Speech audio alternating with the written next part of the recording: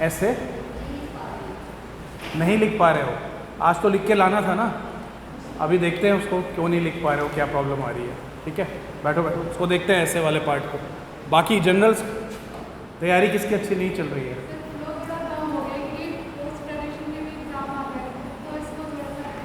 तो post graduation वाला subject and civils वाला अलग है? अलग है तो फिर तो ये प्रॉब्लम होगी। जब पोस्ट ग्रेजुएशन वाला पीरियड आएगा, उसके एग्ज़ाम्स आएंगे, तो थोड़े टाइम के लिए ये इफेक्ट होगा। लेकिन अगर सेम है तो उसको उस तरह से नहीं देखना चाहिए। अगर सेम सब्जेक्ट आपका पोस्ट ग्रेजुएशन में है एंड आप उसको मेंस के लिए भी रख रहे हो, तो कभी ये नहीं सोचना चाहिए कि हम इसके लिए पढ़ रहे हैं उसके लिए, वो कहीं ना कहीं आपको हेल्प करता है। ठीक है, और बताओ और क्या प्रॉब्लम आ रही है?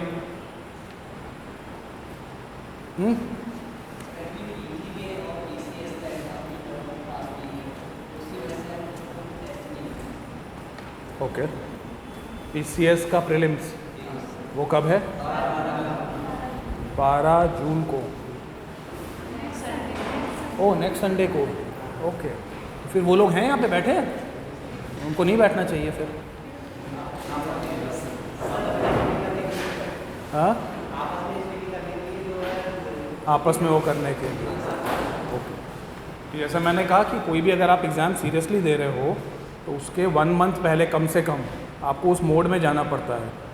तो अगर आप नेक्स्ट वीक आपको यूपी वाला PCS का लिखना है प्रीलिम्स, तो आपको पिछले 2-3 हफ्तों से प्रीलिम्स वाले मोड में चला जाना चाहिए। आपको राइटिंग, आंसर राइटिंग, इस सबको ब्रेक दे देना चाहिए, क्योंकि हमारी बॉडी क्लॉक उसी के हिसाब से फिर तय हो जाती है। अगर आपको नेक्स्ट संडे लिखना है एग्ज़ाम, तो आपको अपने बॉडी क्लॉक को उसी हिसाब से तय करना पड़ेगा।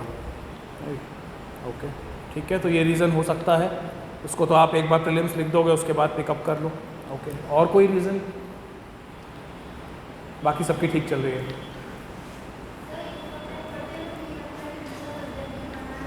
हाँ, तो उसका मैंने तरीका बताया था, ये तो होगा, हमेशा होगा। और जैसे जैसे एग्ज़ाम पास आता है ये चीज़ और ज़्यादा होगी, है ना। जिन लोगों को कल प्रीलिम्स देना है, कल भी प्रीलिम्स है ना, तो मुझे कुछ लोग जानते हैं, वो लोग कल दे रहे हैं, उनको सोचो कितना इस समय एंग्जाइटी होगा कि अब अगले दिन प्रीलिम्स है, कौन सा सब्जेक्ट रिवाइज करें, है ना। तो उसकी जो स्ट्रैटेजी मैंने बताई थी, आपको फिर से बता दे रहा हूँ। जैसे हम लोग नॉर्मल डेज़ में, अभी आपका प्रीलिम्स बहुत दूर है, मेंस बहुत दूर है, अगर आपका नॉर्मल दिन है तो कम से कम आपके टोटल 3 चीज़ें आपको पढ़नी चाहिए एक दिन में। एक आपका न्यूज़पेपर हो गया, ठीक है ना, सब्जेक्ट हो गया आपका एक कोई सब्जेक्ट, एंड एक GS का सब्जेक्ट। न्यूज़पेपर रीडिंग कर ली, एक कोई GS का सब्जेक्ट। आज आपका हिस्ट्री का दिन है तो आपने हिस्ट्री पढ़ लिया, 3 घंटे 4 घंटे, उसको ब्रेक कर सकते हो सिटिंग्स में। जैसे मैंने बताया था कि 2-2 घंटे की आप सिटिंग्स करके आपने हिस्ट्री पढ़ लिया। एंड देन एक कोई सब्जेक्ट और, किसी दिन आप 2 GS के सब्जेक्ट कर सकते हो, आपको अपना मेंस वाला सब्जेक्ट नहीं पढ़ना है अगर, लेकिन एक दिन में कम से कम 2 सब्जेक्ट जरूर रखिए। एंड देन उसको रोटेशन में लाना पड़ेगा, ठीक है ना। जैसे आज आपने ज्योग्राफी एंड हिस्ट्री करा, ठीक, एंड आपने ज्योग्राफी का टॉपिक आज कंप्लीट कर लिया मान लीजिए, तो आप नेक्स्ट डे ज्योग्राफी मत लो फिर, क्योंकि आपने ये टॉपिक कंप्लीट कर लिया है आज, जो भी आप चैप्टर पढ़ रहे थे, ठीक है। नेक्स्ट डे आप इकोनॉमिक्स कर लो। लेकिन अगर चैप्टर चल रहा है, मान लो हिस्ट्री आपका चैप्टर नहीं हुआ था पूरा, बड़ा टॉपिक था, तो इसको बीच में मत छोड़ो, फिर उसको नेक्स्ट दिन में अपने हिस्ट्री डाल दो। मान लो थर्ड डे भी वो चैप्टर लंबा चल रहा है, तो थर्ड डे भी हिस्ट्री रखो। जब वो चैप्टर हो जाए तब एक दिन उसको ब्रेक दे दो, हिस्ट्री को 1 दिन दे दो या 2 दिन दे दो, अपने को भूलने का टाइम दो, क्योंकि आपको इसको भूलने का भी टाइम चाहिए। देन जब आप इसको इस दिन उठाओगे हिस्ट्री फिर से, यानी जिस दिन आपने इन 3 दिन में आपने एक चैप्टर ख़त्म करा था, फिर 2 दिन का ब्रेक दिया, फिर उठाया, तो नेक्स्ट चैप्टर पढ़ने से पहले उस चैप्टर को रिवाइज करो, ठीक है ना। और ये साइकिल ऑफ सब्जेक्ट्स बनी रहनी चाहिए, कोई सब्जेक्ट बहुत लंबा ना छूटे। 15 दिन हो गए और पॉलिटी पढ़ा ही नहीं, ऐसा नहीं होना चाहिए। तो इसी को जो हम लोगों ने पहली क्लासेस में डिस्कस करा था कि आपकी प्लानिंग होनी चाहिए, ये आपकी वीकली प्लानिंग, मंथली प्लानिंग होनी चाहिए। हो सकता है इस पूरे वीक की प्लानिंग में आपका पॉलिटी नहीं आ रहा हो, ठीक है। तो जो आपकी नेक्स्ट वीक की प्लानिंग होगी, ये वीक 1 हो गया जून का, ये वीक 2 हो गया, इसमें पॉलिटी जरूर डाल लीजिए यहाँ पर, क्योंकि जो आप कह रहे हो वो बहुत नेचुरल है, वो सबको होता है वो फियर। कोई सब्जेक्ट अगर हम 15 दिन तक नहीं पढ़े तो लगता है कि वो तो पता नहीं कब पढ़ा था, भूल गए सब कुछ। तो इसलिए ये जो प्लानिंग वाला हम लोगों ने पहली बार बात करी थी कि आपकी वीकली प्लानिंग एंड आपकी डेली प्लानिंग जरूर होनी चाहिए। ऐसा नहीं कि आज मन करा तो ये हिस्ट्री पढ़ रहे हैं, आज घर पहुँचे तो ज्योग्राफी उठा ली, ऐसे नहीं होना चाहिए। ये प्लानिंग जरूरी है एंड बेस्ट टाइम इसको करने का होता है जब आपका मंथ शुरू हो रहा हो, है ना। मई ख़त्म हो रहा है तो मई के आखिरी दिन 30-31 मई को जून की प्लानिंग कर लीजिए कि जून में हमें किस वीक में कौन सा सब्जेक्ट और उस सब्जेक्ट में कौन से चैप्टर। जैसे वीक 1 में हम 3 दिन हिस्ट्री पढ़ेंगे, तो इन 3 दिन में चैप्टर नंबर 1, 2 इतने हम ख़त्म कर लेंगे। वो आप देख लीजिए, चैप्टर की लेंथ पे डिपेंड करेगा, लंबे चैप्टर हैं, बड़े चैप्टर हैं तो एक चैप्टर रखिए, छोटे चैप्टर हैं 2-3 चैप्टर, बट ये प्लानिंग जरूर होनी चाहिए। अगर आप ये प्लान करें बिना पढ़ रहे हो तो फिर तो ठीक है, आपके मूड पे रहेगा। जब ये प्लान रहेगा तो आपके ऊपर प्रेशर रहेगा कि नहीं आज 3rd डे है हिस्ट्री का, आज तो मुझे 2nd चैप्टर ख़त्म कर लेना था। हो सकता है पहले 2 दिन मंडे ट्यूसडे को हिस्ट्री आपने कम पढ़ा, कुछ रीजंस हो गए, घर में कोई इशू आ गया, कहीं जाना पड़ गया, आप नहीं पढ़ पाए, तो 3rd डे आपके ऊपर प्रेशर रहेगा कि आज रात में चाहे 12 बज जाए चाहे 1 बज जाए, मुझे अपना आज हिस्ट्री का जो मैंने प्लान करा था ये तो ख़त्म करनी है। तो इसलिए वो प्लानिंग ज़रूरी है, ठीक है। तो आज हम लोग ऐसे को कंक्लूड करेंगे पहले एंड देन जीएस पेपर 4 मैंने कहा था स्टार्ट करेंगे जीएस पेपर 4 के बारे में। लास्ट ईयर के पेपर्स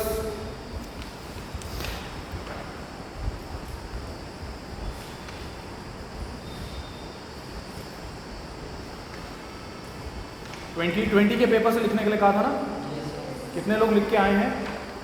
जिनका प्रीलिम्स था कोई बात नहीं लिख पाए होंगे, ओके। ये है 2020 का पेपर।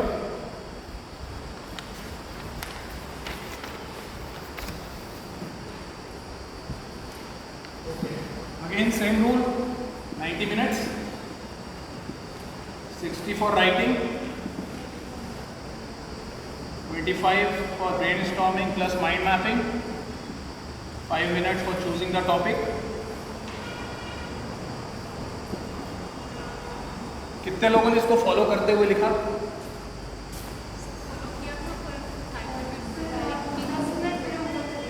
ओके, एक बार फिर से कितने लोगों ने फॉलो करने की कोशिश करी? एक एक करके बताओ, फॉलो कर पाए इसको? नहीं, सुनो मेरा सवाल सुनो, क्या इसको फॉलो कर पाए? घड़ी लगा के बैठे थे? ओके, 5 मिनट में टॉपिक चूज कर लिया था? थोड़ा इसमें ज़्यादा लगा, ठीक है। माइंड मैप और ये बनाने में थोड़ा इसमें कम लगा, मिला के इन दोनों को 30 मिनट, लिखने का टाइम 60 था, लिखा था, ओके। कितने लिख पाए एनालिसिस करा? कम रह गए, है ना, ठीक है। इसका मतलब ये वाली चीज़ सॉलिड नहीं हुई थी, है ना, आइडियाज़ उतने नहीं आए थे कि आप 1100 वर्ड लिख पाओ, ठीक। देखते भी आपका टॉपिक देखते कौन सा था।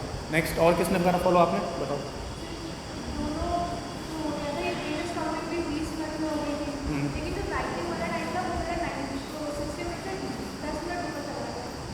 वर्ड्स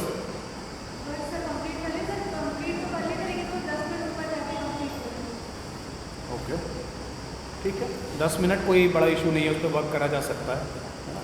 10 मिनट आप थोड़ा प्रैक्टिस करोगे, ये आपका फर्स्ट ऐसे होगा सबका टाइम कंडीशंस में, ठीक है। 2 रजिस्टर जरूर बना लीजिएगा क्योंकि हम लोग GS 4 पढ़ेंगे अगली बार से, लेकिन ऐसे को भी साथ साथ चलाते रहेंगे, ठीक है। एक ऐसे टॉपिक हर वीक लिखेंगे, तो 2 रजिस्टर जरूर बना लीजिएगा। एक आपका ऐसे का रजिस्टर, प्रैक्टिस एसेस का, जिसमें आप ऐसे लिखेंगे, उसके बैक में ब्रेनस्टॉर्मिंग करते रहेंगे, राइट। फ्रंट में ऐसे, बैक में ब्रेनस्टॉर्मिंग, फ्रंट में ऐसे, बैक में ब्रेनस्टॉर्मिंग, वो मैं आपका देखा करूँगा, उसको ले आया करिएगा। दूसरा जो मैंने कहा था, एक कोटेशंस का बना लीजिए, ठीक है। एक अलग रजिस्टर, एक अलग डायरी, जिसमें आप न्यूज़पेपर पढ़ते हैं, कोई नॉवेल पढ़ते हैं, अभी हम लोग एथिक्स में भी देखेंगे, उसमें भी इसकी हेल्प होगी, इस रजिस्टर की। तो उसमें आप अलग से उनको जॉट डाउन कर लीजिए, रखते रहिए उनको। इस कोटेशन वाले रजिस्टर को आप पार्ट्स में डिवाइड कर सकते हैं। ठीक है, जैसे शिक्षा से संबंधी पहले 10 पेज, नारी शक्ति से संबंधी अगले 10 पेज, कृषि से संबंधी अगले 10 पेज। ठीक है, वो रजिस्टर डिवाइड करके आप रख लीजिए। और कहीं भी आप कोई आर्टिकल पढ़ रहे हैं, उसमें कोई बढ़िया कोटेशन मिलता है, किसी ग्रेट पर्सनालिटी की कोई सेइंग मिलती है, या फिर कोई बढ़िया इंसिडेंट मिलता है। ठीक है, अभी हम देखेंगे एथिक्स में भी वो हमारे रजिस्टर काम आएगा। एथिक्स में कई बार हमें केस स्टडीज़ कोट करनी पड़ती हैं, तो उस केस स्टडीज़ में भी वो रजिस्टर हमारे काम आएगा। मान लीजिए आप कोई न्यूज़पेपर में आर्टिकल पढ़ रहे हैं जिसमें स्वामी विवेकानंद के जीवन का कोई एक छोटा सा किस्सा है, छोटा सा किस्सा है ना, एक पैराग्राफ भर का, और उससे कोई बहुत बढ़िया सीख मिलती है, तो उसको नोट कर लीजिए आपने उसी कोटेशन वाले रजिस्टर में, देख के कि वो सीख किस क्षेत्र की है। राइट, गांधी जी के बारे में आप कहीं पढ़ रहे हैं और उनका एक कोई बहुत छोटा सा एक वाक्य मिलता है जहाँ उन्होंने वृक्षारोपण को लेके कोई अच्छी बात करी, कोई लीडरशिप को लेके बहुत अच्छा उन्होंने एग्जाम्पल पेश करा, तो उसको भी अगर आप इसी रजिस्टर में डाल दीजिए, कोटेशन वाले रजिस्टर, तो ये आपका ऐसे में भी हेल्प करेगा एंड केस स्टडीज़ में भी हेल्प करेगा, क्योंकि केस स्टडीज़ में हमें कई बार एग्जाम्पल्स देने पड़ते हैं। हमारा आंसर तब सॉलिड होता है जब हम एग्जाम्पल्स अच्छे देते हैं, तो वो एग्जाम्पल्स का आपके पास एक कलेक्शन हो जाएगा। तो ये 2 रजिस्टर जरूर बना लीजिएगा, और आपको पता भी नहीं चलेगा, ये रजिस्टर धीरे धीरे भरते जाएंगे। हम लोग हर वीक एक ऐसे लिखेंगे और कोटेशंस एंड इंसिडेंट्स आपको मिलते रहेंगे जब आप जीएस के लिए तैयारी कर रहे हो। ओके, तो आप थोड़ा सा कम वर्ड्स लिख पाए, आपके वर्ड्स हो गए थे लेकिन थोड़ा सा टाइम एक्सीड हो गया। और कौन था? हाँ,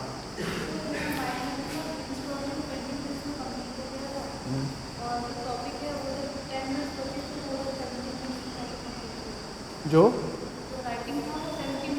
70 मिनट्स, तो वही 10 मिनट एक्सीड हुआ पर वर्ड्स पूरे हो गए। Okay, right. और किसने लिखा था? हाँ, 15 मिनट्स। ओके, अच्छा, एक्सीड होने के बाद भी वर्ड्स थोड़े कम रह गए, तो दोनों चीज़ें हो गई। आपको थोड़ा सा ब्रेनस्टॉर्मिंग और करना है ना। एंड राइटिंग टाइम अगर 10-15 मिनट्स अभी आगे जा रहा है, उसको हम लोग कंट्रोल कर सकते हैं, क्योंकि आपका फर्स्ट ऐसे था एग्ज़ाम कंडीशन में। जब आप आगे लिखेंगे तो आपको वो घड़ी का ध्यान रहेगा थोड़ा सा, आप लोग उसी हिसाब से स्पीड बढ़ा सकते हैं। उधर पीछे भी किसी ने लिखा था। हाँ,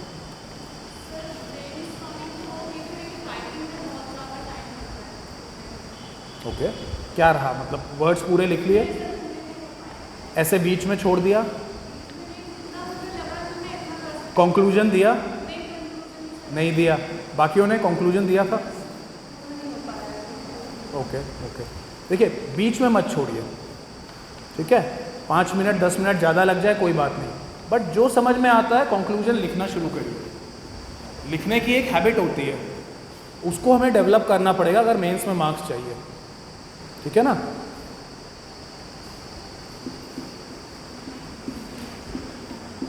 नहीं कुछ है इस बार टॉपर के किसी के आसपास है ना? देखे नहीं देखे? सबने मार्क्स देखे ना? तो हम लोगों ने जब क्लास शुरू करी थी तभी हमने कहा था कि इतना ही चाहिए होता है। दिस इज़ नॉट बिग, ये कोई बहुत ज़्यादा नहीं है, नंबर्स नहीं है ना, बिल्कुल नहीं है, आराम से आ सकते हैं। सिर्फ क्वेश्चन क्या मांग रहा है अगर हम वो लिखें। और अभी हम देखेंगे GS 4 में भी, चाहे कोई भी GS का पार्ट हो, साइंटिफिकली चलना है। जो पूछा गया है वो लिखिए, जितने शब्दों में पूछा गया उतने शब्दों में लिखिए, जितने टाइम लिमिट में पूछा गया उतने टाइम लिमिट में लिखिए। होता क्या है, हम लोग कुछ भी लिखने लग जाते हैं, वो नहीं करना है। चाहे वो GS हो, आपका सब्जेक्ट हो, ऐसे हो, हर चीज़ में। तो कंक्लूजन जरूर दीजिए, ठीक है। अगली बार से नेक्स्ट वीक जो आप ऐसे लिखोगे, कंक्लूड जरूर करो उसे, बीच में मत छोड़ो ऐसे हवा में, राइट। कंक्लूड करो, ठीक है, 10 मिनट ज़्यादा लग रहा है कोई बात नहीं, वो हम लोग मेकअप कर लेंगे। तो हमारे 4 टॉपिक्स थे। सेक्शन ए से लिखा होगा सबने, राइट। बी से भी लिखा है, ए से 1 लिखना होता है, बी से 1 लिखना होता है, राइट। ओके, ए वाला पहले देख लेते हैं। ए के जो 4 टॉपिक्स थे, पहला टॉपिक था life is long journey between human being and being human. लिखा है किसी ने? Good. Life is a long journey between human being and being human.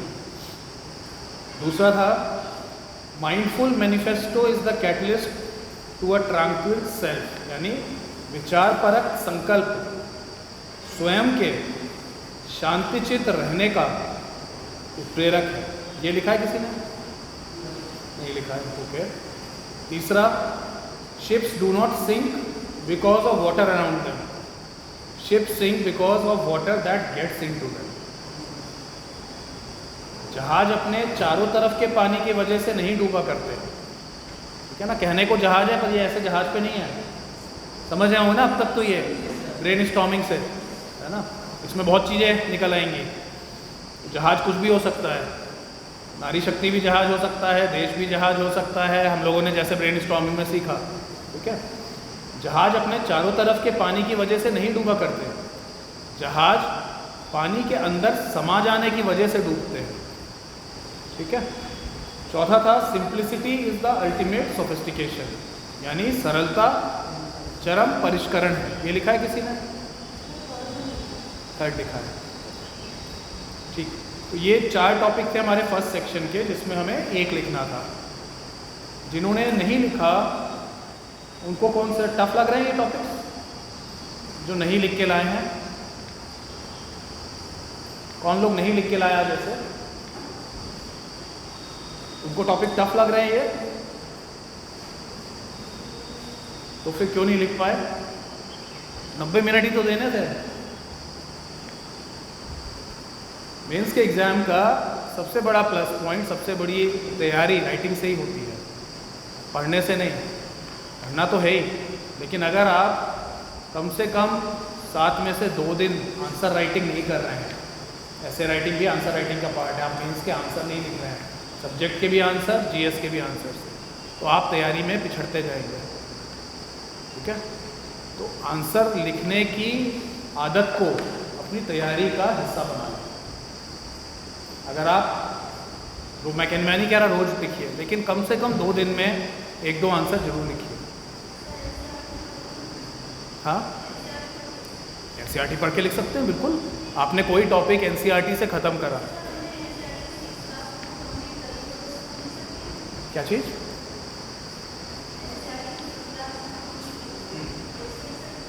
पूरी बुक नहीं कंप्लीट करनी टॉपिक, कोई एक टॉपिक आपने एनसीईआरटी से कंप्लीट करा, और अगर वो क्वेश्चन आया हुआ है टॉपिक का, आपने पिछले सालों के पेपर में देखा, ठीक है ना। मान लीजिए प्लेट टेक्टोनिक्स है या सॉइल फॉर्मेशन है, कोई भी आप एक ले लीजिए टॉपिक, आपने एनसीईआरटी से उसको पढ़ा और फिर आपने देखा कि हाँ पिछले साल उसमें आया हुआ है, तो उसको अटेम्प्ट करिए। पहले बिना टाइम के अटेम्प्ट करिए, टाइम लिमिट मत लगाइए, घड़ी मत लगाइए, लेकिन देखिए आपने जो पढ़ा है क्या उससे आप आंसर बना पा रहे हो। शुरुआत करिए। आंसर राइटिंग में एक शुरुआती झिझक होती है, हमें समझ में नहीं आता पहले लाइन क्या लिखें, वो टूटना बहुत ज़रूरी है, ठीक है। आप जितने भी टॉपर्स को देखोगे उन्होंने आंसर राइटिंग की बहुत प्रैक्टिस करी होती है, और वो इसलिए ज़रूरी है क्योंकि जब आप जीएस का पेपर लिख रहे होते हो तो आपको 7-7 मिनट पे अगला आंसर शुरू करना है, ठीक है ना। अभी हम GS 4 देखेंगे तो 10-10 नंबर के आंसर्स लिखने हैं, 7-7 मिनट उसके लिए होते हैं। हर 7 मिनट पे आपको एक दूसरा आंसर लिखना है। 7 मिनट्स हो गए, अगला क्वेश्चन देखा, अगला शुरू करा। तो एक फ्लो आपके दिमाग में होना चाहिए कि आप में झिझक ना हो आंसर लिखने की। आप कोई भी क्वेश्चन देखो, आप लिखना शुरू कर सकते, ठीक है। ये धीरे धीरे होता है, लेकिन इसके लिए आपको रेगुलर आदत डालनी पड़ेगी। हर दूसरे दिन कोई ना कोई आंसर जरूर लिखिए, गलत लिखिए, सही लिखिए, छोटा लिखिए, लेकिन लिखिए। आपके दिमाग को ट्रेन करिए, आई कैन राइट, है ना, ऑन एनी टॉपिक। एक ये कॉन्फिडेंस आ जाना चाहिए कि आपको मैं कोई टॉपिक दूँ, वो जीएस का हो सकता है, वो ऐसे से हो सकता है, आपके सब्जेक्ट का हो सकता है, आप उसमें तुरंत लिखना शुरू कर सकते हैं। गलत लिखो, कोई बात नहीं, 10 में से 2 नंबर वाला लिखो, पर कुछ तो मिलेगा ना। हर कुछ सब इसमें ऐड होता है, सब कुछ, ठीक है। ये आदत ज़रूर डालिए। तो जिन लोगों ने लिखा है हम लोग उसका देखेंगे, है ना। आपने कौन से टॉपिक पे लिखा था? जहाज वाले पे। इंट्रो बताओ। आज हम देखेंगे कि जिन लोगों ने लिखा है उनका इंट्रो कितना कैसा है।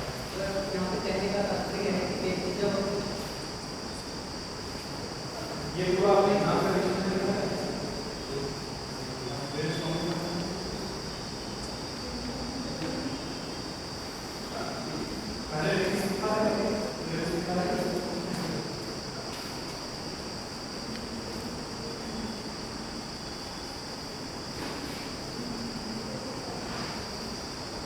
तीन हेडिंग अलग उससे एंड बाकी उधर अलग। स्पेसिंग अच्छी है, शब्दों के बीच की स्पेसिंग भी अच्छी है और वाक्यों के बीच की स्पेसिंग भी अच्छी है। थोड़ा सा नरेंद्र जब ये पैराग्राफ खत्म हुआ है हल्का सा ये वाली लाइन नीचे हो सकती है, हल्का सा, ठीक है। Otherwise it is a very impressive start, बहुत ही खुश करने वाली कॉपी है ये फर्स्ट पेज से। तो अगर मैं इसमें कितने मार्क्स का ऐसे 125 का हुआ ना एक ऐसे, तो अगर 125 में से मैं 70 दे रहा हूँगा तो इम्प्रेशन की वजह से 70 का 80 हो जाएगा। और वहाँ पे वो नंबर कितना इंपॉर्टेंट है, 70 का 80 होना, ठीक है। तो ये मैं सिर्फ आप लोग इससे दिखा रहा हूँ कि हर कोई ये कर सकता है, कोई टफ नहीं है। आपकी जैसी भी राइटिंग हो, अभी हम देखते हैं और भी लोगों का, थोड़ा सा स्पेसिंग थोड़ा सा ध्यान दे के रखना है। लेकिन नरेंद्र का क्या हुआ था, टाइम एक्सीड कर नहीं, प्रॉब्लम क्या थी कि वर्ड्स कम रहे। कैसे पता चलेगा यहाँ पे, तो इंट्रो जब आप कम करते हो इंट्रो का एक बड़ा पैराग्राफ हो सकता है, या ये दो छोटे पैराग्राफ आप इंट्रो का उसको भी रख सकते हैं। फिर यहाँ पे गैप थोड़ा सा है और यहाँ पे जो समाज वाला शब्द है इसको यहाँ से मान लो आप दो पैराग्राफ का इंट्रो दे दें, ये शुरू हुआ है यहाँ पर पता चलना चाहिए यहाँ पे इंट्रो है, कैसे पता चलेगा यहाँ पे और ये वाला जो लाइन है समाज इसको ढूंढना चाहिए, ठीक है। बाकी तो मान लीजिए इंट्रो में कहा है कहने का तात्पर्य ऐसे सेंटर में बीच से आपने समझना चाहिए, कहने का तात्पर्य व्यक्ति और अपने आसपास के विचारों में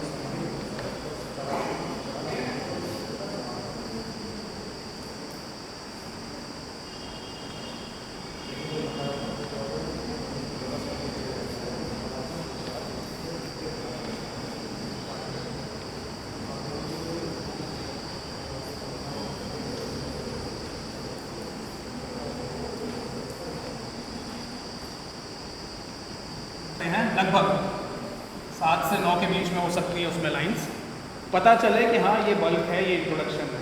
और उसके बाद के पैराग्राफ्स, जो नीचे वाले पैराग्राफ्स हैं, वो 4 से 5 लाइंस के पैराग्राफ्स होते हैं, ठीक है। अब आपके जैसे मैं पैराग्राफ एक बस 8 कोटेशन से वो मुझे याद थे, हटे हुए थे। तो जब मैं ब्रेनस्टॉर्मिंग कर रहा था, ब्रेनस्टॉर्मिंग में मैंने वहीं पे शॉर्ट में मैं लिख लेता था कि हाँ यहाँ पे ये कोटेशन, क्योंकि सिर्फ इंट्रो में नहीं, आप बीच में भी कोटेशन डाल सकते हो, है ना। उसके पार्ट पे जब आओ, जब आप सोशल पार्ट पे आओ या एजुकेशन पे आप आओ या उसके कंट्री वाले एस्पेक्ट पे आओ, तो उससे रिलेटेड कोटेशन डाल सकते हो।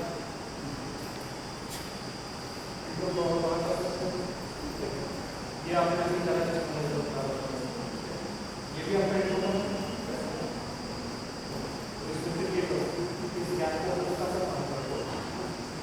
ये वजह से डूबते हैं।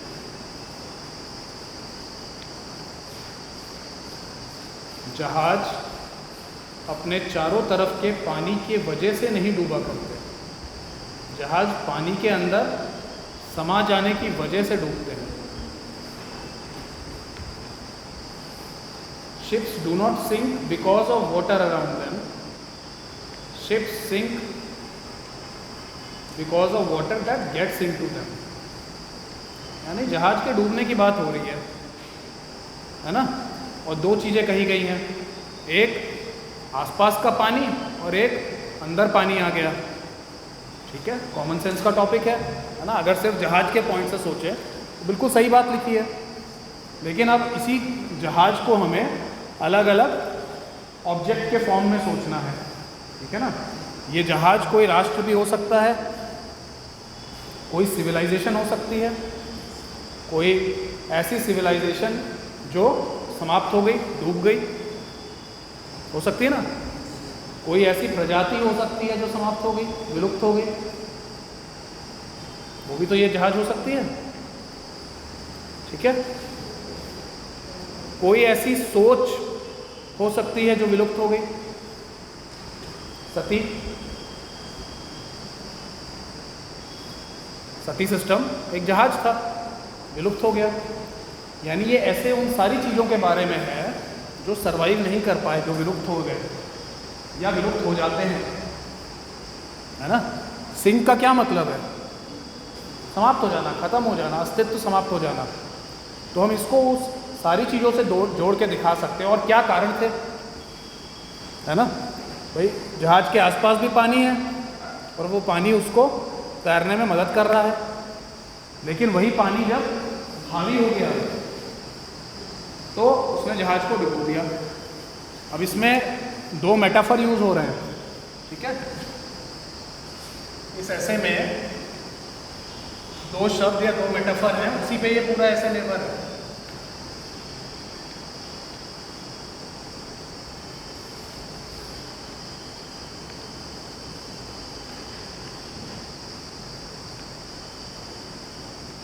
कौन से शब्द हैं?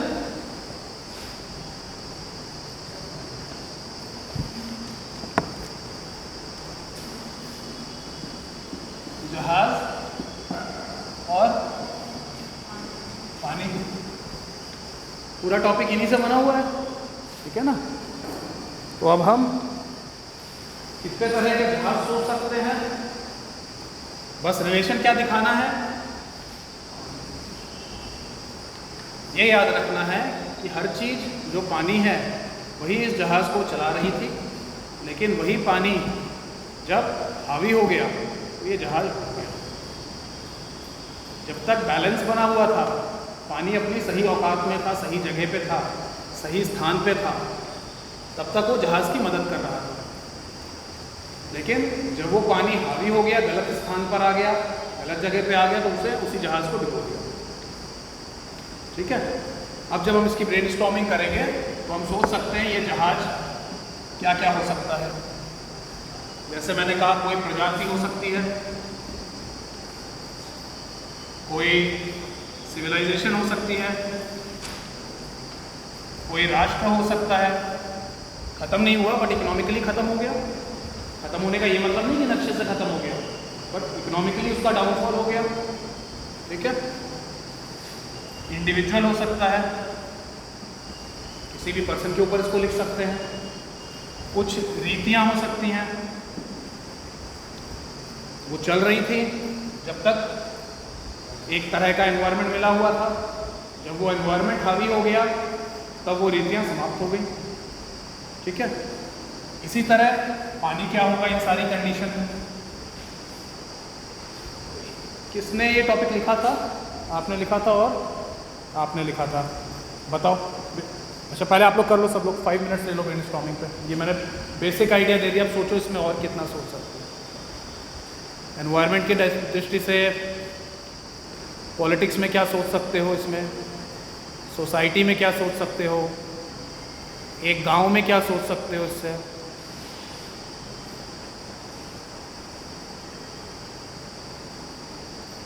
टेक्नोलॉजी को इससे कैसे जोड़ सकते हो।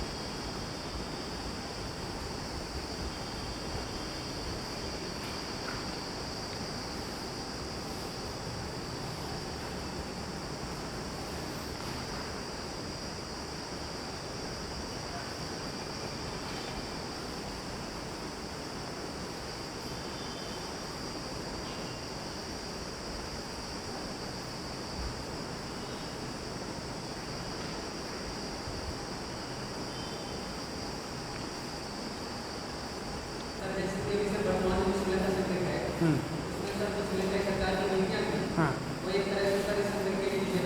ठीक है, पर इसमें पहले आपको दिखाना पड़ेगा कि वही नीतियाँ जब तक एक लिमिट तक थी तब तक वो उसको तैरने में मदद कर रही थी। तो उनकी जो टूरिज़्म की नीति थी, जो बाद में उनके लिए घातक साबित हुई, उसको आपको एग्जाम्पल लेके दिखाना पड़ेगा। ये चीज़, दोनों चीज़ें दिखानी है। इसमें भी दो पहलू हैं इस टॉपिक में, कि वही पानी उसके तैरने में मदद भी कर रहा था। ठीक है, आप सिर्फ ये नहीं दिखा सकते कि उनकी नीतियाँ गलत थी इसलिए वो उसको डुबो दिया। अगर आप पानी को नीति मान रहे हो और इकोनॉमी को जहाज मान रहे हो, तो आपको दिखाना पड़ेगा कि जो नीति थी पहले उनकी इकोनॉमिक पॉलिसी, वही उसकी इकोनॉमी को चला भी रही थी, लेकिन जब उसमें एक्सेस हो गया, यानी वो प्रभावी हो गई, गलत तरीके से हो गई, तब उसे डुबो दिया। ठीक है, और कोई पॉइंट?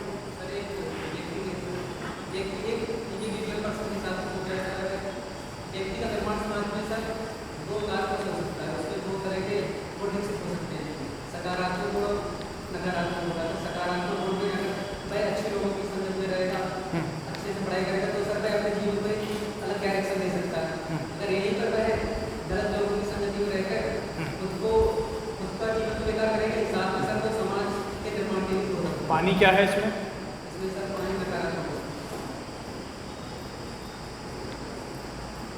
नकारात्मक गुण थोड़ा ना उसको तैरने में मदद कर रहा था। पानी क्या है?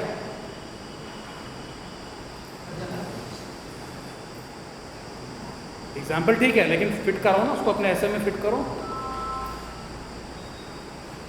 पानी है संगत, ठीक है ना। जब कंट्रोल था पानी, यानी अच्छी संगत थी, तो वो तैरने में मदद कर रहा था। जब वो पानी अंदर आ गया जहाज के, यानी बुरी संगत हो गई, तो उसने जहाज को डुबो दिया।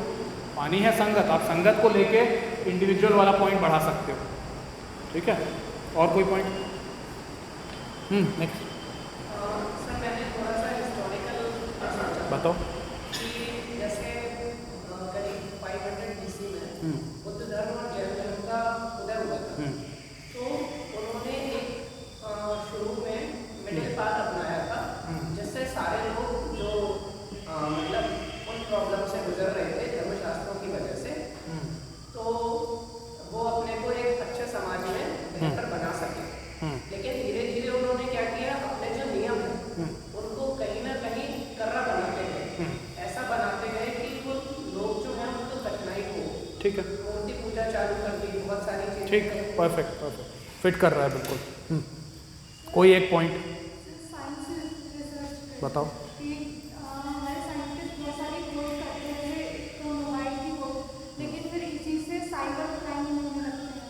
करेक्ट, ठीक है, उसको और बढ़ा सकते हो आप उस पॉइंट पे। ठीक, कोई पॉइंट जो अभी तक ना बोला हो? सर, हमने के जो प्रेसिडेंट थे, उन्होंने जब तक कोविड-19 किया तब तक तो डेमोक्रेसी को फॉलो किया, वो इलेक्टिव डेमोक्रेसी। किनको, किन्होंने? सर, हंगरी के प्रेसिडेंट। कहाँ के?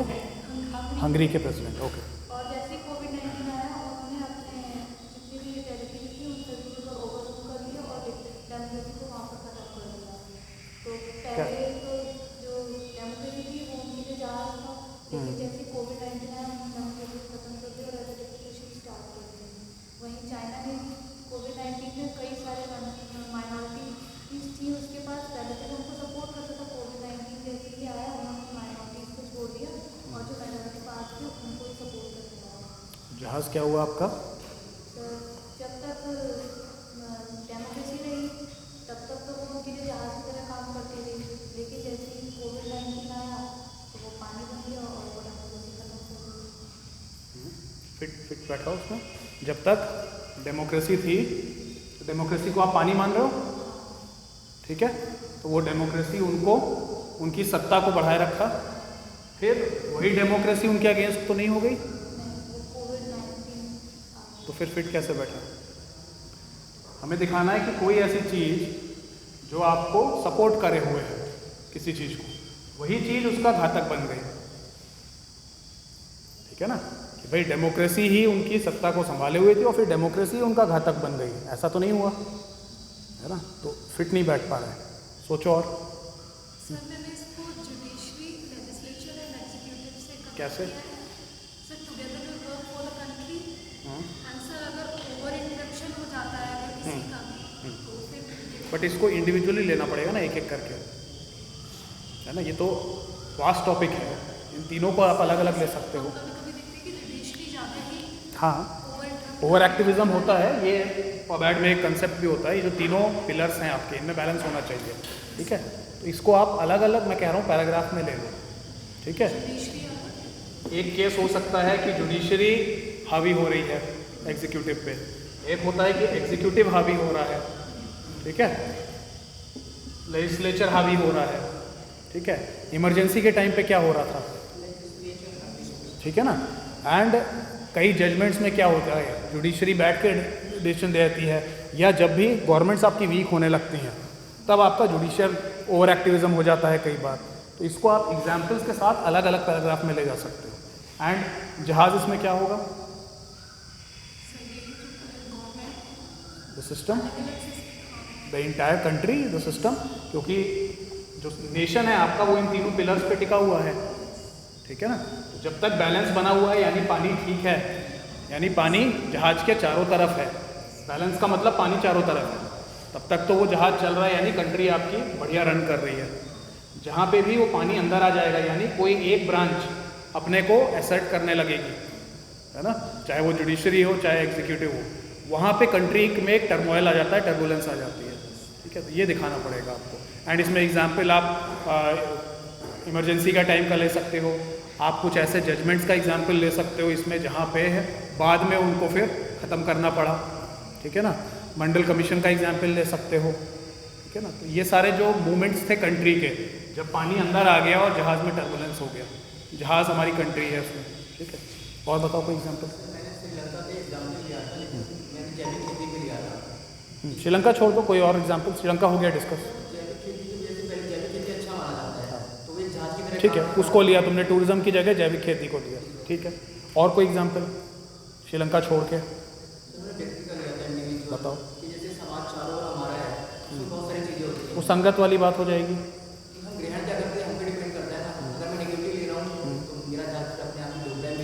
हाँ, तो वही ना, संगत अगर आपकी उस तरह की है तो आप वो ले रहे हो, वो लिखने का तरीका है बस, आपको उस तरह से भी लिख सकते हो, आप उस तरह से भी। आप बताओ।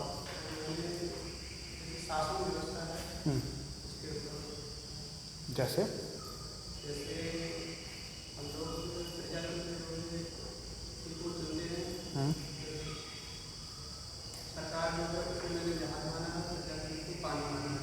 ठीक है,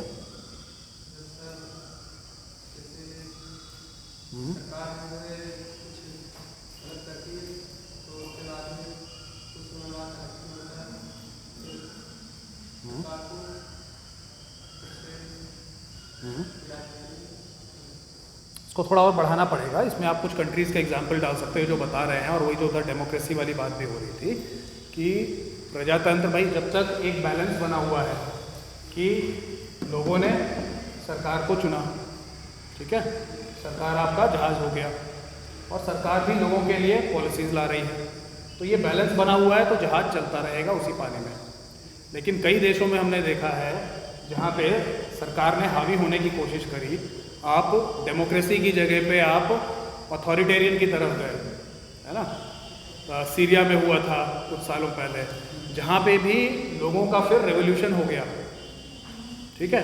उसको हम इससे जोड़ सकते हैं कि पानी इतना हावी हो गया कि फिर वो सरकार को ले डूबा।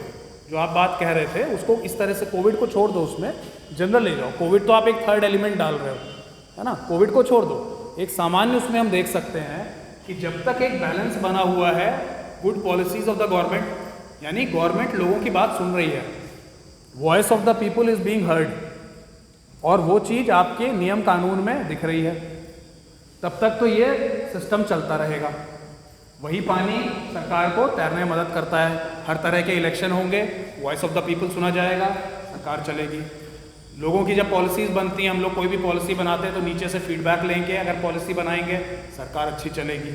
लेकिन जहाँ पे हमने वॉइस ऑफ द पीपल सुनना बंद करा है, जहाज़ को हमने ये बैलेंस बिगाड़ा हमने, कि हमने बिना सुने लोगों पे चीज़ें थोपनी शुरू करी, बहुत ज़्यादा वो बैलेंस ख़राब हो गया। वहाँ पे फिर एक टाइम आएगा, जैसा हम कई कंट्रीज़ में देख चुके हैं, कि पीपल्स रेवोल्यूशन हुए वहाँ पे और सरकार का तख्ता पलट दिया गया। तो वो पानी इतना हावी हो गया, फिर वही पानी जो आपको मदद कर रहा था, डेमोक्रेसी की स्ट्रेंथ थी, क्या स्ट्रेंथ थी, वॉइस ऑफ द पीपल। वही वॉइस ऑफ द पीपल ने उन देशों में सरकार को समाप्त कर दिया, टेक ओवर कर लिया, ठीक है। इस तरह से इसको कर सकते हैं। जनसंख्या बताओ। गुड, बहुत अच्छा टच करा।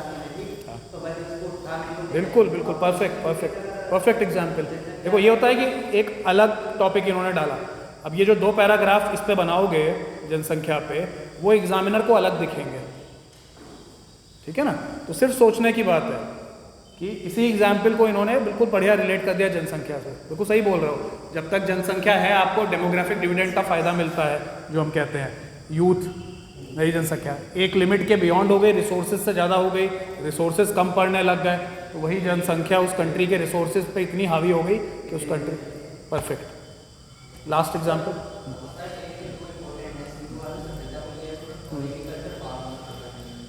सिंधुवादी सभ्यता का बताओ।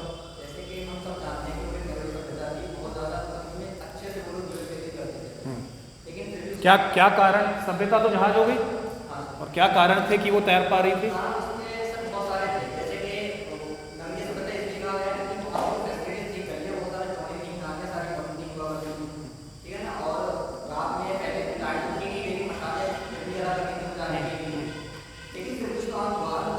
वो कारण किस तरह से उसके अंत का रीजन बने?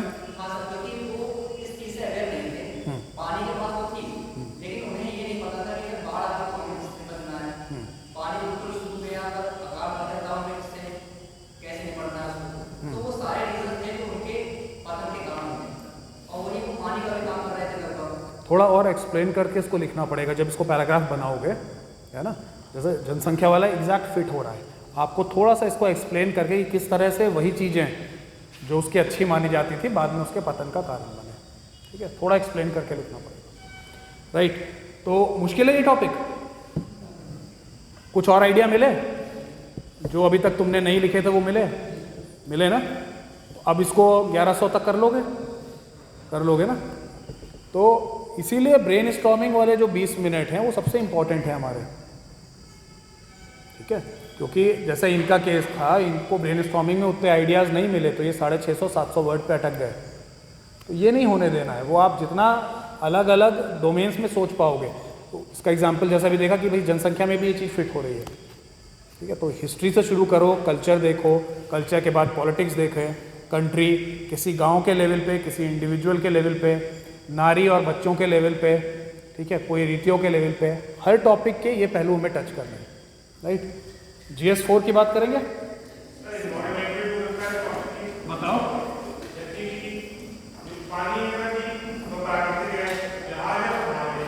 जहाज क्या है? समाज। और ठीक है, तो समाज और प्रकृति के बीच में, ठीक है। तो ऐसा कब होगा कि प्रकृति की वजह से समाज का पतन हो गया?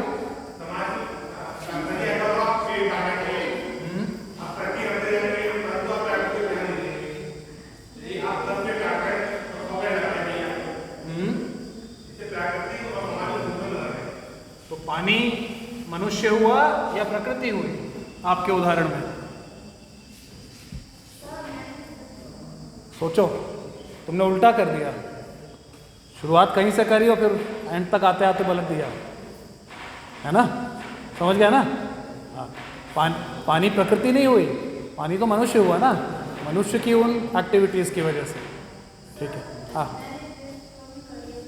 बताओ, उसी टॉपिक पे एक पॉइंट बताओ जो अभी तक नहीं आया हो।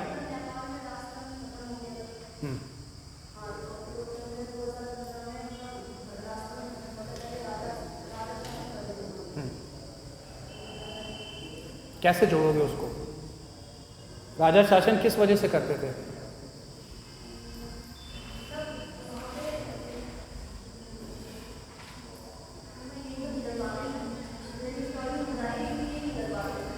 नहीं, ब्रेनस्टॉर्मिंग होगी तो उसको लिंक करो ना, उसको सेंटेंस बनाओ। अगर आप ये कह रहे हो भाई जो मैंने अभी उदाहरण दिया था,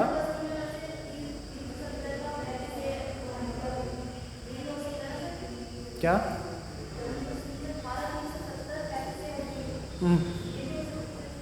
कैसे होगा बताओ ना। हमारा टॉपिक है जहाज और पानी, तो जहाज क्या था?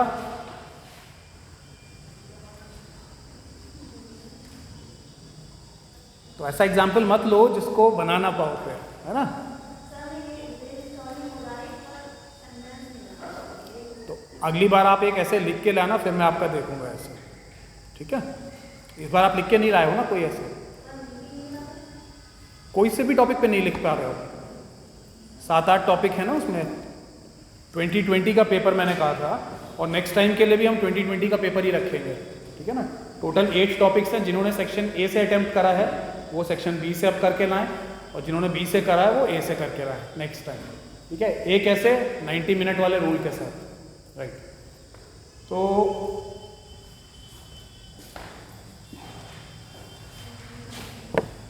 मार्कस और रखवाया करिए, कहाँ गए?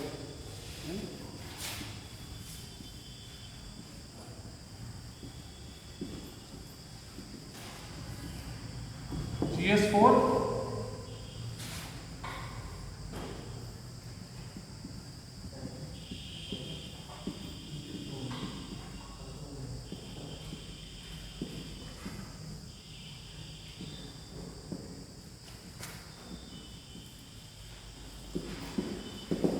यही है।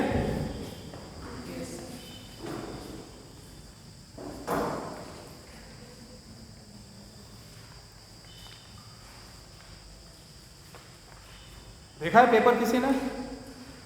पढ़ा है इसके बारे में? नहीं? ओके। 2014 से इसकी शुरुआत हुई, इस पेपर की।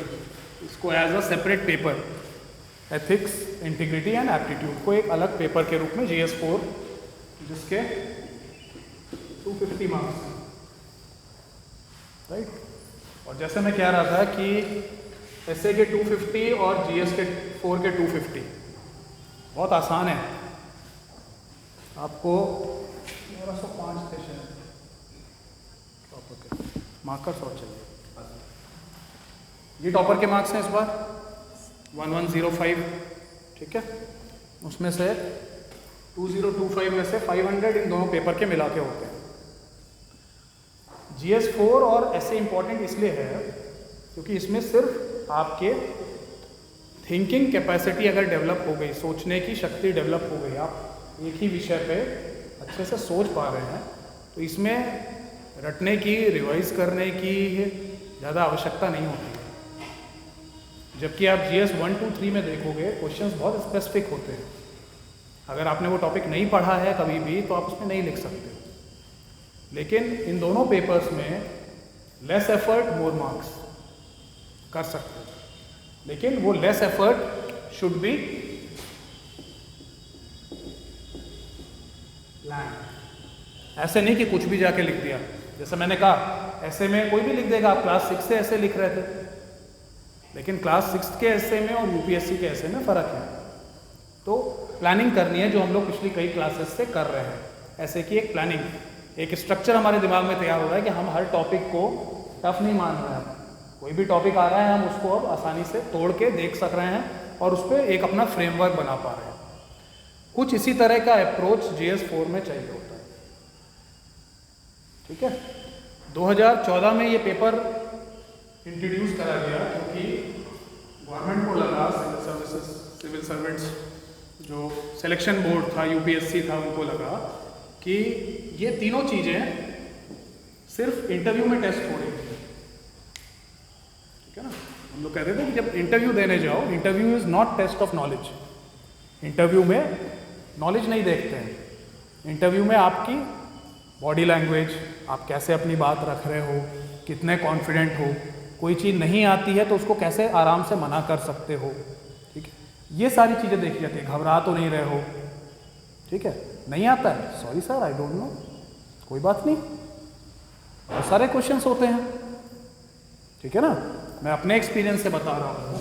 मेरे टाइम में इंटरव्यू था इतने का और मुझे मिले थे इतने, ठीक है। और इस इंटरव्यू में कई चीज़ें ऐसी पूछी गई थी जिसमें मैंने बड़े आराम से कहा सॉरी सर। तो आराम से सॉरी कहने में इंटरव्यू में कोई बुराई नहीं है, क्योंकि आपको सारी चीज़ें नहीं आ सकती हैं। एंड आप इंटरव्यू में पहुंच गए, इसका मतलब आपकी नॉलेज टेस्ट हो चुकी है। Interview is not test of knowledge. हाँ, अगर मैं घबरा के गलत जवाब दे दूँ तो वो गलत है, लेकिन अगर मैं शांत होके 2 मिनट लेके सोचा मैंने, sorry sir I can't remember, बहुत अच्छी बात है, आपको नंबर ज़्यादा मिलेंगे। आप घबरा के गलत जवाब दे दो, नंबर नहीं मिलेंगे। ठीक है, तो ये सोचा गया कि किसी भी कैंडिडेट का, और जब हम लोग बन जाते हैं, सर्विस में आ जाते हैं, तब भी हमारे सामने कई सिचुएशन ऐसे आती हैं जिसमें हमारी ये तीनों चीज़ें लगातार टेस्ट होती हैं। इनके बारे में डिटेल में बात करेंगे आगे आने वाली क्लासेस में, एथिक्स, इंटीग्रिटी और एप्टीट्यूड। तो ये तीनों चीज़ें सिर्फ इंटरव्यू में टेस्ट हो रही थी 2014 से पहले तक।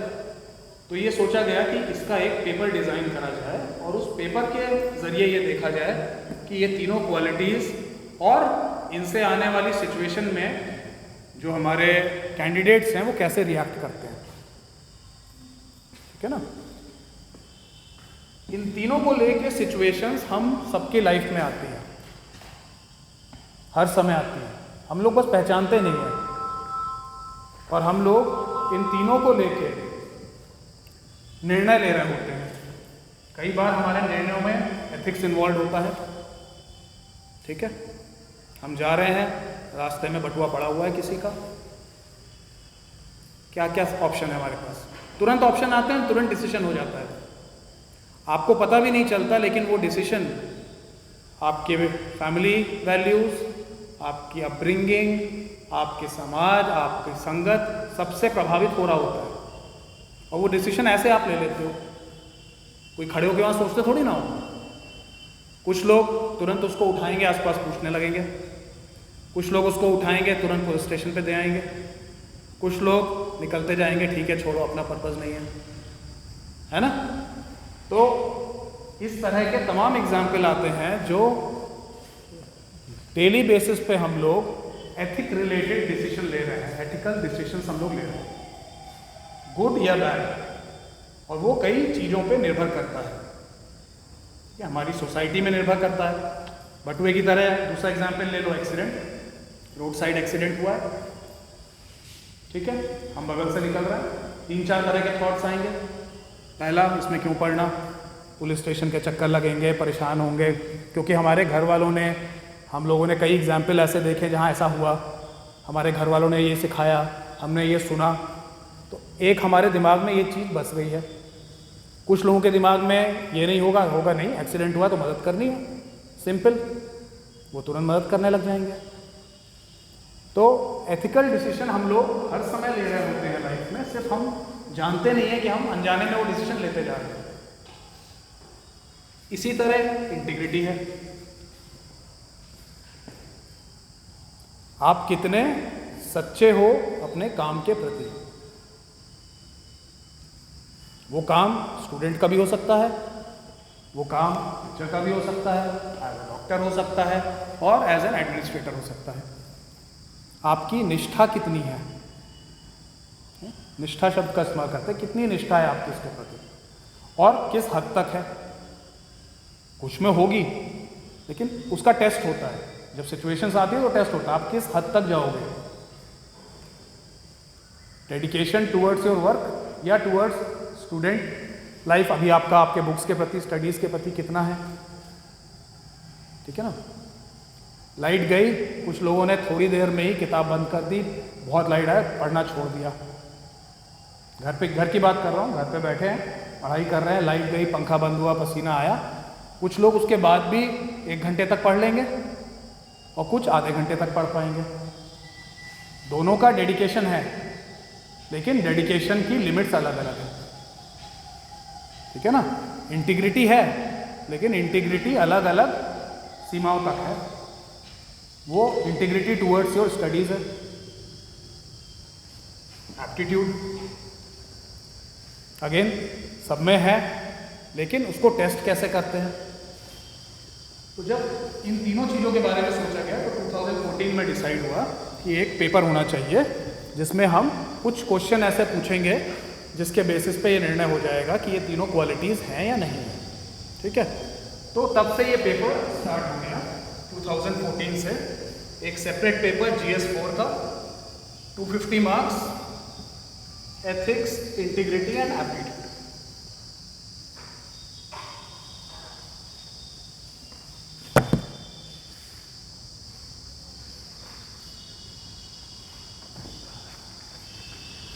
कोई भी जब पेपर के बारे में शुरू करते हैं तो सबसे पहले क्या देखना चाहिए? करेक्ट। तो एथिक्स, इंटीग्रिटी एंड एप्टीट्यूड के सिलेबस हम लोग अगर देखें तो 7-8 ही, बहुत बड़ा सिलेबस नहीं है, 7-8 पॉइंट्स हैं उसमें, और हम लोग आसानी से इसको अगली 12-13 क्लासेस में ख़त्म कर देंगे इस पेपर को, ठीक है। उससे बड़ा नहीं है, अगर आप लोग उसको समझ जाओगे। अगेन जैसे ऐसे में हम लोग जो टॉपिक डिस्कस करते हैं वो टॉपिक नहीं आएगा, लेकिन लिखने की कला आ जाएगी हम लोगों को, अगर हम हर हफ्ते एक लिख रहे हैं फिर हम किसी भी टॉपिक पे लिख सकते हैं। इसी तरह एथिक्स, इंटीग्रिटी एंड एप्टीट्यूड का GS 4 का पेपर, जो हम क्वेश्चंस डिस्कस करेंगे वो क्वेश्चंस नहीं आएंगे, लेकिन आपको लिखने का, अप्रोच करने का एक तरीका आ जाएगा, और फिर उस तरह के आप कोई भी क्वेश्चंस कर सकते हो। इसको चाहो तो आप लोग नोट कर लो, जो इसके मेन निकल रहा है।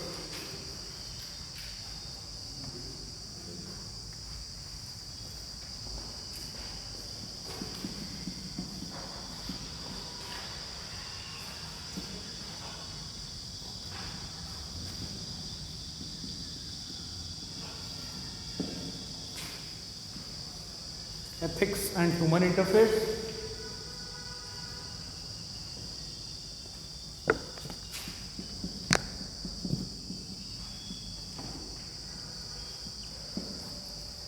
attitude,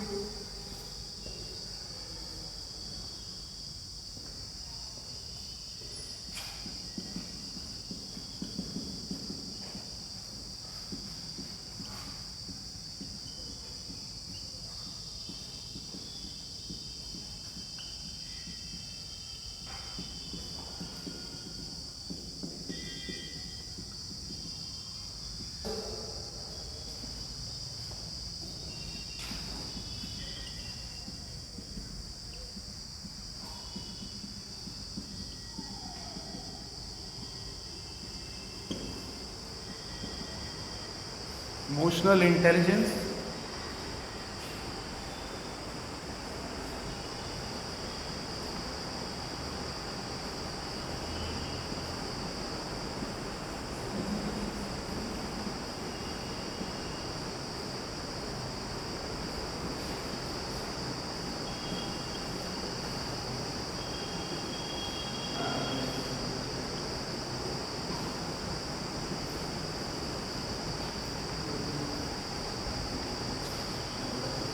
contributions of moral thinkers and philosophers,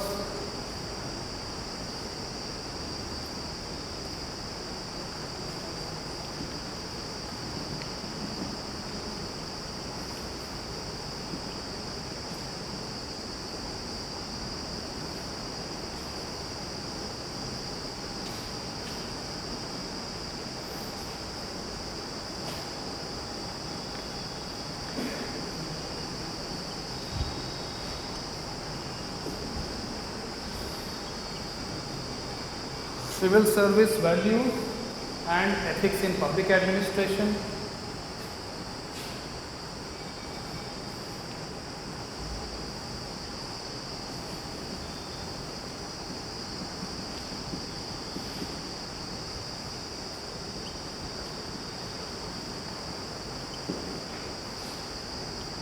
probity in governance,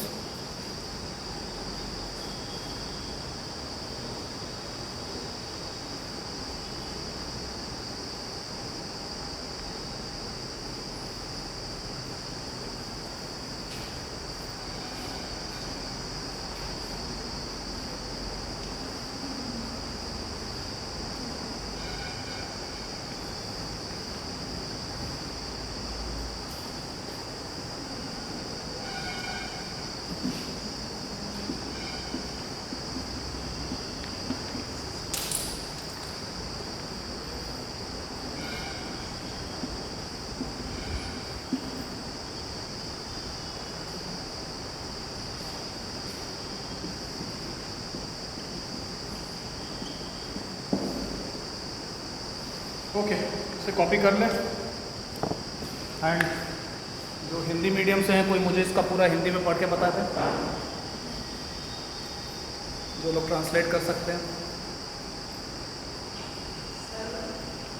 point wise, पहला पॉइंट।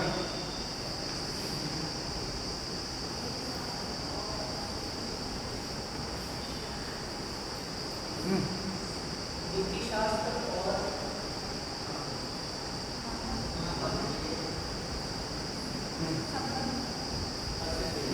ओके, अगला।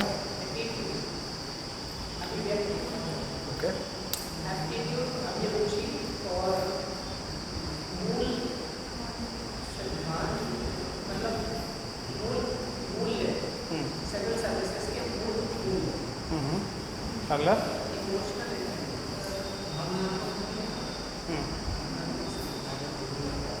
contribution of moral thinkers and philosophers, नैतिक विचारक और दार्शनिकों का योगदान, सिविल सेवा, मूल्य एंड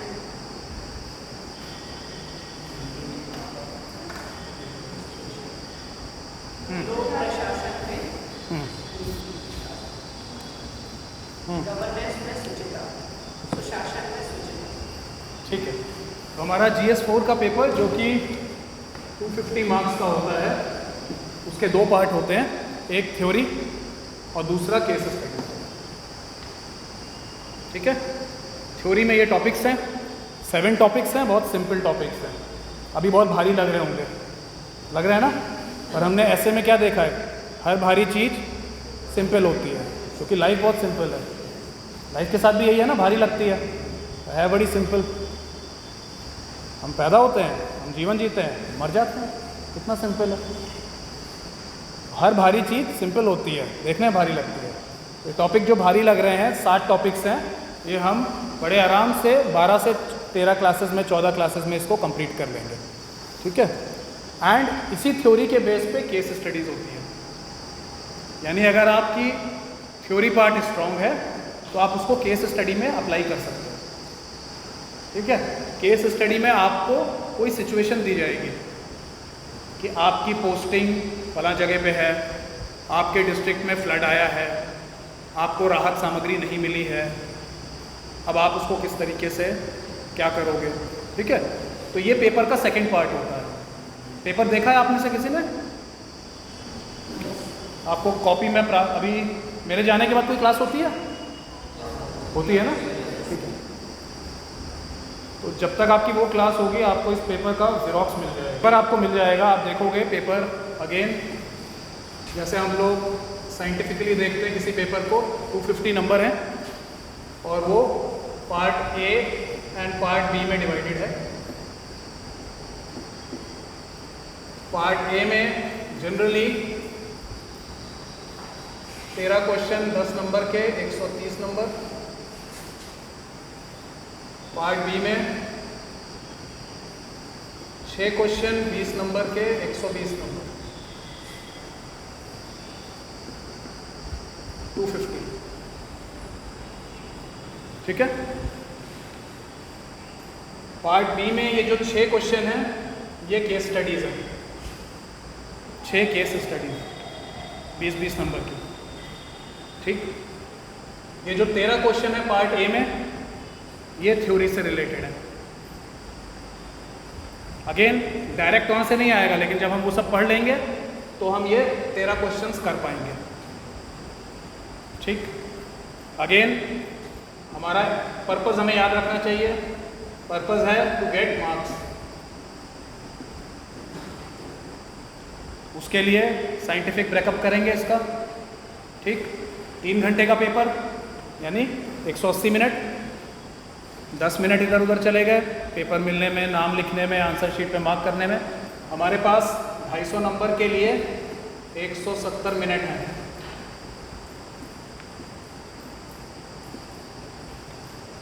ठीक, यानी हर मिनट में हमें 2.5 नंबर कमाने हैं, 1.5 नंबर एवरी मिनट। 1.5 को मल्टीप्लाई करो 170 से,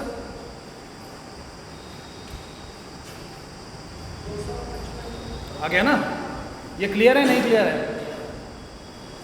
हर मिनट में 1.5 नंबर कमाने हैं तो 170 मिनट में लगभग 250 नंबर मिल जाएंगे। ठीक है, ये ज़रूरी क्यों है? पेपर कंप्लीट करना है, नंबर लेने हैं, इसलिए ये ज़रूरी है ये याद रखना कि हर मिनट में 1.5 नंबर का लिखना है। तो इसका मतलब जिन क्वेश्चंस के 10 नंबर हैं उन पे हम कितना मिनट देंगे?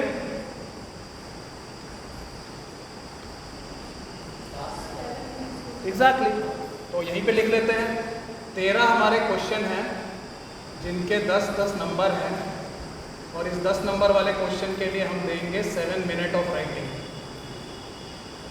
ये इसलिए ज़रूरी है कि जब आप प्रैक्टिस करें तो 10 नंबर के क्वेश्चन पे आधा घंटा ना लगा दें। अगर आप 10 मिनट के क्वेश्चन पे 7 मिनट से ज़्यादा लगा रहे हो इसका मतलब आप सुसाइड कर रहे हो, आप पेपर पूरा नहीं कर पाओगे। तो हमें अपने आप को इस पेपर के लिए GS 4 के लिए ट्रेन करना होगा कि जो भी 10 नंबर का क्वेश्चन मैं आपको दूँ आप 7 मिनट में लिख सको। और हमारा क्वेश्चन पेपर कहता है कि 10 नंबर के लिए हमें सिर्फ 150 वर्ड लिखने हैं।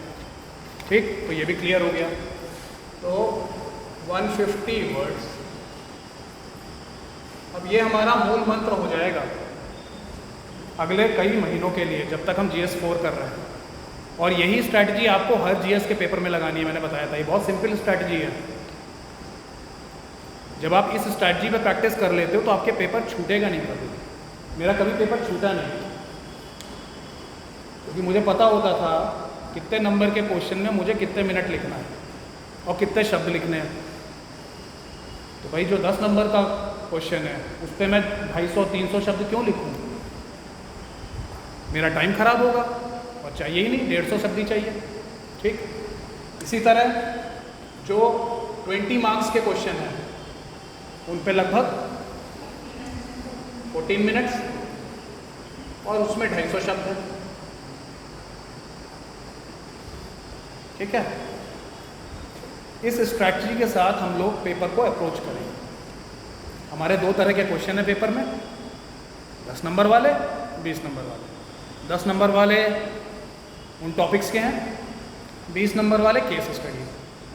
10 नंबर वालों को हम 7 मिनट 150 शब्द में लिखेंगे, 20 नंबर वाले को हम 14 मिनट 250 शब्द में लिखेंगे। ठीक है, ये नोट कर लीजिए अच्छे से।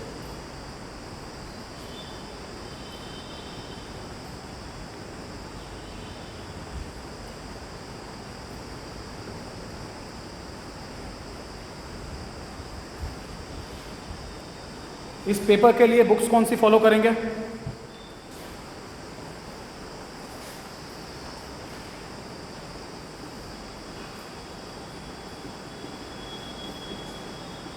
लेक्सिकन आती है एक बुक जो मैं फॉलो करता था, पहले भी पढ़ता था, आज भी मैं लाया हूँ ये लेक्सिकन। ये क्रॉनिकल वालों की बुक है, नीरज कुमार जी की लिखी हुई है। इट्स अ गुड बुक, इसको ले सकते हैं। ठीक है, लेक्सिकन हिंदी में देखना पड़ेगा ये आती है एग्जैक्टली आ रही है या नहीं आ रही है ना। अगेन अभी मैं सिर्फ बता रहा हूँ, जरूरी नहीं है सारी खरीदो। दूसरी सुब्बाराव एंड रॉय चौधरी, दोनों IAS ऑफिसर्स हैं, इन दोनों ने लिखी है एथिक्स की बुक। हिंदी में मुझे नहीं पता, पता कर लीजिएगा आती है या नहीं आती है।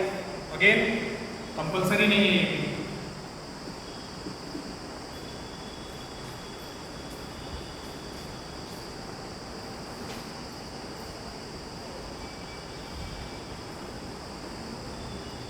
तीसरा ARC रिपोर्ट्स। ARC क्या है? Reform commission. उसकी रिपोर्ट्स ऑनलाइन अवेलेबल है, फ्री डाउनलोड है, डाउनलोड कर लीजिए। हिंदी में भी है, इंग्लिश में भी है। ठीक है। चौथा केस स्टडीज की बुकलेट। ये मार्केट में बाजीराम की भी मिलती हैं, डाउनलोड कर सकते हैं। ऑनलाइन आपको ये मिल जाएंगी, खान की भी मिलती है एंड बायजूस की भी है। कहीं भी एक जगह से डाउनलोड कर लीजिए, फ्री डाउनलोड, ठीक है। तो ARC रिपोर्ट डाउनलोड हो जाती है फ्री में। जो लोग कहते हैं बहुत महंगी होती है पढ़ाई, मैं उसका तरीका बता रहा हूँ। केस स्टडीज़ फ्री डाउनलोड हो जाएंगी और हम लोग आपको यहाँ पे भी बहुत सारी केस स्टडीज़ देंगे, ठीक है। हर क्लास में कुछ केस स्टडीज़ देंगे और उस पर डिस्कशन करेंगे। अब बची 2 बुक्स। ये दोनों बुक्स लगभग 500 रुपीज़ के आसपास की हैं। एग्जैक्ट मुझे नहीं याद है लेकिन इसी के आसपास की। दोनों लेने की ज़रूरत नहीं है, कोई एक बुक ले लीजिए, ठीक है। तो ओवरऑल 500 रुपीज़ में आपका ये पेपर तैयार हो जाएगा। महंगा है नहीं ना। एक बुक ले लीजिए जिससे आपके पास रेफरेंस के रहे। हिंदी में पता कर लीजिएगा कौन सी इसमें से आती है। बाकी मैक्सिमम चीज़ें हम लोग क्लास में कवर कर लेंगे, ठीक है। जैसे मैंने कहा ये 7 टॉपिक्स हैं जो अभी बहुत हैवी लग रहे हैं। एंड ये टॉपिक्स पबैड, फिलॉसफी, सोशियोलॉजी, थोड़ा बहुत हिस्ट्री को भी टच करते हैं, ठीक है। तो जब हम इनको एक एक करके पढ़ेंगे आगे आने वाले वीक्स में, तो हमारा थोड़ा बहुत ये तीनों सब्जेक्ट्स भी हल्के हल्के से टच होंगे, क्योंकि जो थिंकर्स होते हैं वो कॉमन होते हैं। हम थिंकर्स के बारे में पढ़ेंगे। पबैड केस में बहुत सारे टॉपिक हैं क्योंकि सिविल सर्विसेज में एप्टीट्यूड और उसकी बात हो रही है, तो उसको पढ़ेंगे। तो हमारी कोशिश रहेगी कि हर टॉपिक 2 क्लासेस में हम लोग कंप्लीट करते चलेंगे। तो 7 टॉपिक्स 13 से 14 क्लासेस में हम लोग कंप्लीट कर लेंगे। आपका GS 4 रेडी हो जाएगा। और उसके साथ साथ इन सभी क्लासेस में आप लोग एक ऐसे हर बार लिख कर आएंगे।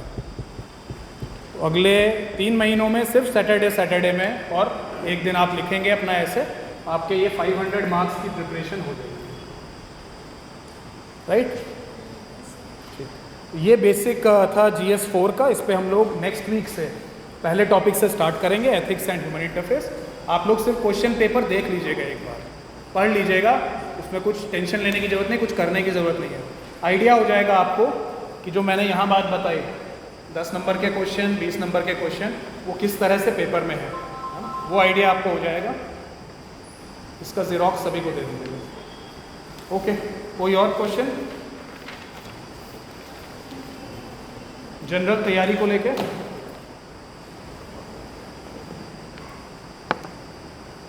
बताइए। सर एक क्वेश्चन ऐसे से रिलेटेड था। हाँ, अभी जो मैंने उस पर टेक्नोलॉजी पे लिखा था, तो उसमें जैसे मैंने टेक्नोलॉजी की उसमें पहले डेफिनेशन दे दी, तो हम दे सकते हैं ना, अगर वो बेसिक दिए तो दे सकते हैं, इसलिए मैंने कुछ नहीं कहा, ठीक है। दे सकते हैं, बिल्कुल दे सकते हैं। और बताइए किस चीज़ में लेंगे? आज इंट्रोडक्शन देखे मैंने, नेक्स्ट टाइम आप लिख के लाइए, सो कंक्लूजन देखेंगे, नेक्स्ट टाइम कंक्लूजन्स को देखते हैं। एंड ज़्यादा से ज़्यादा लोग लिख के लाइए। मैंने अगेन बताया, आपका सारा पढ़ना वेस्ट है अगर आप लिख नहीं रहे। बहुत लोग हैं मार्केट में बहुत नॉलेज के साथ बैठे हैं। मैं हमेशा कहता हूँ हमें नॉलेज नहीं चाहिए, हमें मार्क्स चाहिए, ठीक है ना। और मार्क्स तभी आएंगे जब आप लिखने की आदत डालोगे। प्रीलिम्स के मार्क्स नहीं जुड़ते हैं, जुड़ना शुरू होते हैं मेंस से, यानी आपकी राइटिंग, आंसर राइटिंग।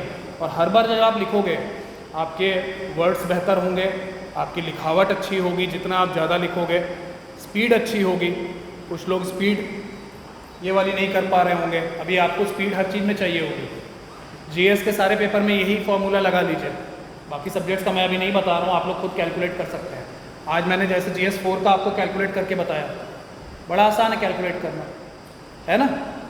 कि आपको एक 10 मार्कर के लिए 7 मिनट्स 150 वर्ड्स लिखने हैं। और उसके अब जब आप प्रैक्टिस करेंगे तो आप अपनी स्टॉप वॉच 10 मिनट के लिए लगाइए और उसमें एक 10 मार्कर लिखिए। ये हम लोग करेंगे आगे एथिक्स का जब हम पढ़ेंगे, तो जितने भी 10 मार्कर आए हैं हम लोग क्लास में ही लिखेंगे, वॉच लगा के 7 मिनट में। कुछ लोग 7 मिनट में 50 वर्ड लिख पाओगे, कुछ 80 लिख पाओगे, उसको इम्प्रूव करेंगे धीरे धीरे। अल्टीमेटली हमें उस लेवल पे पहुंचना है जहां हम 7 मिनट में 130-140 वर्ड लिख लें। 150 तो बोला जाता है, लेकिन 130-140 तक भी आंसर अच्छा है, ठीक है। उस लेवल तक हम लोग पहुंच जाएंगे रेगुलर प्रैक्टिस से। तो हम लोग जो टॉपिक पढ़ेंगे उसकी प्रैक्टिस भी, क्योंकि अब ये छोटे छोटे आंसर हैं, ऐसे मैं क्लास में नहीं लिखवा सकता हूँ आपसे, है ना, बहुत टाइम लगता है। लेकिन ये आंसर्स हम लोग क्लास में ही लिखा करेंगे, ठीक है। जो टॉपिक पढ़ेंगे उसके आंसर क्लास में लिख के देखेंगे 7 मिनट में लिख पा रहे हैं या नहीं लिख पा रहे हैं, ठीक, next class. Thank you. Thank you sir.